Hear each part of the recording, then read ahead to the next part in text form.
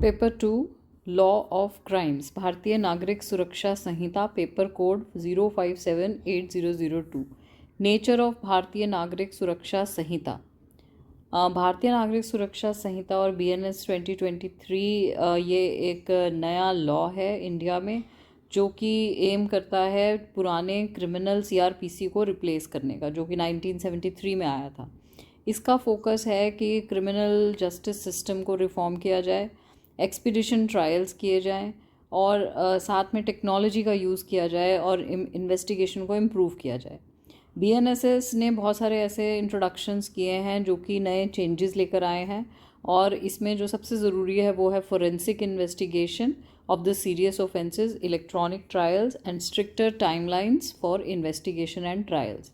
की aspects of भारतीय नागरिक सुरक्षा संहिता, ये CRPC को रिप्लेस करता है। ये मॉडर्न है और इसके स्ट्रीमलाइन करता है क्रिमिनल जस्टिस सिस्टम को 1973 के CRPC को रिप्लेस करते।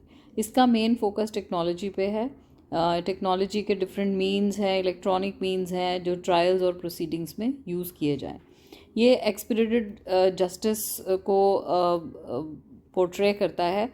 ये रिड्यूस करता है delays in the justice delivery system और एक्सप्रेस टाइमलाइंस को इंट्रोड्यूस करता है बहुत सारी स्टेजेस में क्रिमिनल प्रोसीडिंग्स के।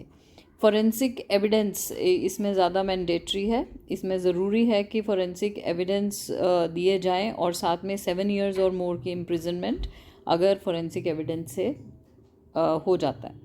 और फॉरेंसिक एक्सपर्ट्स जो हैं वो क्राइम सीन्स पे विजिट करेंगे to collect the evidence. Citizen centric approach है। BNSS जो है वो डिज़ाइन किया गया है सिटीज़न सेंट्रिक अप्रोच के लिए। ये प्रायोरिटाइज करता है राइट्स और सेफ्टी इंडिविजुअल्स के with in the criminal justice system. और इसमें जो मेन चेंजेस हैं वो हैं 0 FIR registration, electronic evidence collection and submission and also video recording of search and seizure procedures. की डेफिनेशंस इन द BNSS। बेल सेक्शन 2 भी में बताया गया है कि बेल जो है किसी भी पर्सन के रिलीज़ के लिए, कस्टडी से रिलीज़ के लिए सर्टेन कंडीशंस के साथ की जाती है। बॉन्ड सेक्शन 2D में बताया गया है कि बॉन्ड एक रिटन ऑब्लिगेशन है जो कि एक पर्सन एंटर करता है अपनी अपीयरेंस को सिक्योर करने के लिए before the court to fulfil legal obligations. बुल सेक्शन 2E में बताया गया है बुल एक रिटन डॉक्यूमेंट या इंस्ट्रूमेंट होता है।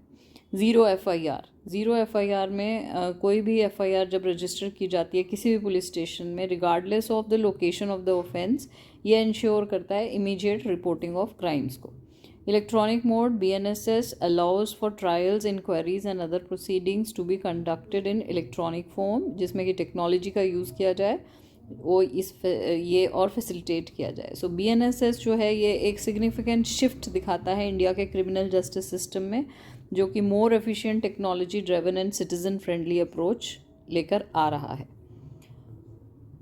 सेकेंड टॉपिक है nature of criminal courts and the power of courts. Criminal courts जो हैं वो इंडिया में एक हायरार्की में हैं, जैसे सुप्रीम कोर्ट सबसे ऊपर है, उसके बाद हाई कोर्ट्स हैं, फिर session courts and magistrate courts हैं। ये सारे कोर्ट जो हैं क्रिमिनल केसेस को हैंडल करते हैं और जस्टिस जो है एडजुडिकेटिंग ऑफेंसेस और अप्रोप्रिएट पनिशमेंट्स देते हैं। इन कोर्ट्स की पावर है जैसे सेंटेंसिंग वो और जो भारतीय नागरिक सुरक्षा संहिता में डिस्क्राइब की गई है।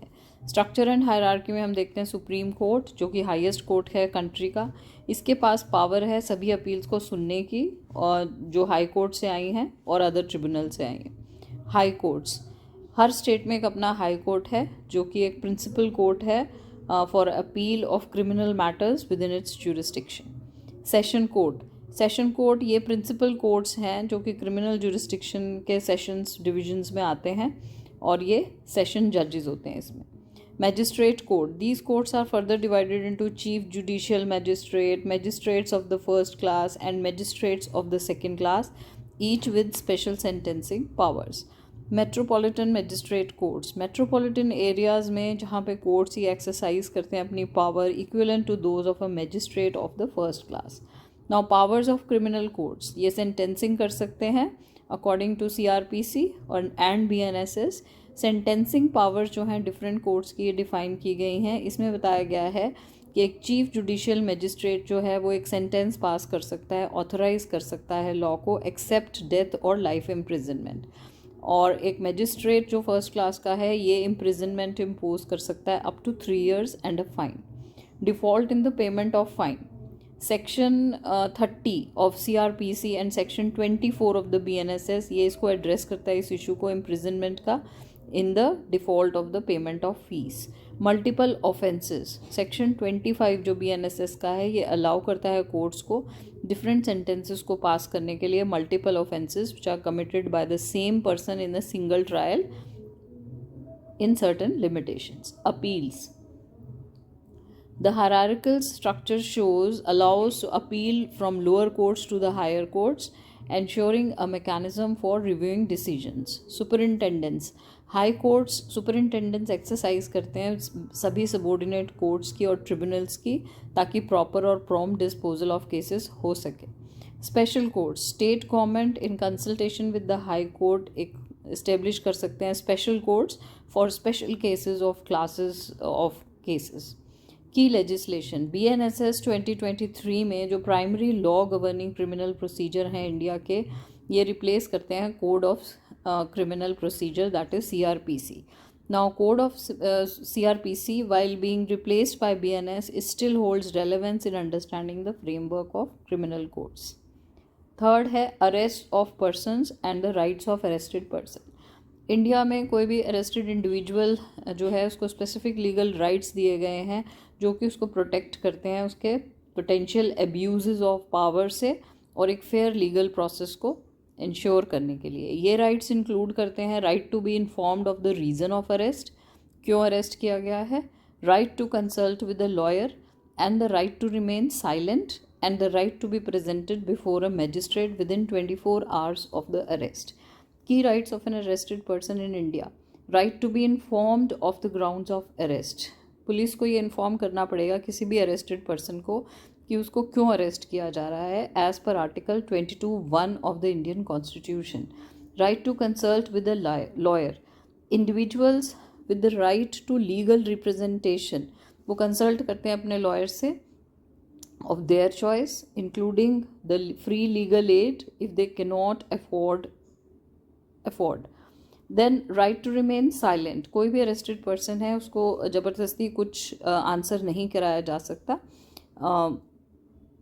Article 23 of the Constitution. Right to be presented before a magistrate within 24 hours. Police को अरेस्टेड पर्सन को मजिस्ट्रेट के सामने 24 hours में पेश किया जाना चाहिए, excluding travel time, article 22(2) of the constitution.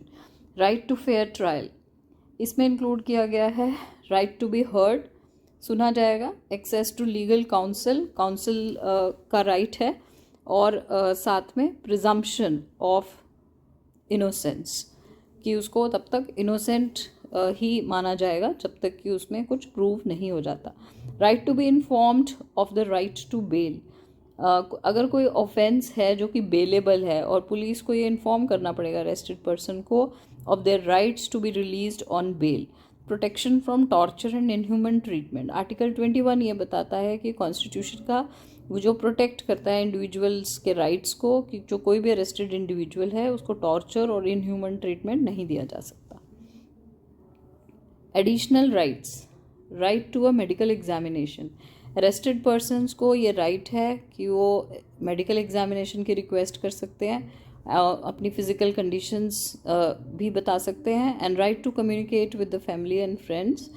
Police can restrict communication during the initial investigation, but arrested individuals को ये राइट होता है कि वो अपने फैमिली और फ्रेंड्स से कॉन्टैक्ट कर सकें। इंपॉर्टेंट कंसिडरेशन, ये जो राइट्स हैं ये हमारे इंडियन कॉन्स्टिट्यूशन में दिए गए हैं CRPC में, और नेशनल क्राइम इन्वेस्टिगेशन ब्यूरो भी हाईलाइट करता है इन राइट्स के अंडरस्टैंडिंग की, ताकि इनका अब्यूज़ ना किया जा सके, पावर का अब्यूज़ ना किया जा सकते। और कॉमनवेल्थ ह्यूमन राइट्स इनिशिएटिव ये भी एम्फेसाइज करता है importance of upholding these rights for all arrested individuals. ये बहुत क्रूशियल है कि अरेस्टेड इंडिविजुअल्स को ये अवेयर होना चाहिए अपने राइट्स के बारे में और उनको लीगल असिस्टेंस लेनी चाहिए if they feel that their rights have been violated.